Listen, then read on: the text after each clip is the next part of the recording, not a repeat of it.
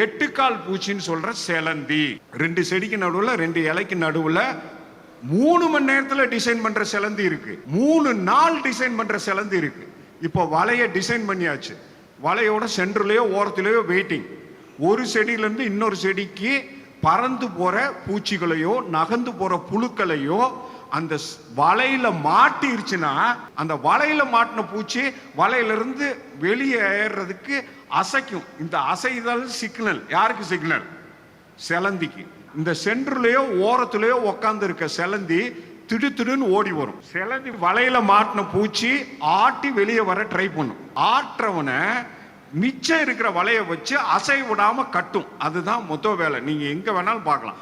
2வது வேலை, அது சாப்பிட்ற டைமா இருந்துச்சுன்னா உடனே அட்டாக் ஆரம்பிக்கும். சாப்பிட்ற டைம் இல்லைன்னா இன்னொரு ஆள் வேற எங்கேயாச்சும் மாட்டிட்டானா அங்க ஓடி ஓடி ஓடி வேலை பார்த்து 5-6 பேரை அரெஸ்ட் பண்ணி வச்சிட வேண்டிய. இப்ப சாப்பிட்ற டைம் வந்துருச்சு. நேரா அரெஸ்ட் பண்ணி வச்சிருக்க பூச்சிக்கு பக்கத்துல போக வேண்டியது. செலந்தி வாய் 2 குழாய். செலந்தி வாயில 2 குழாய்.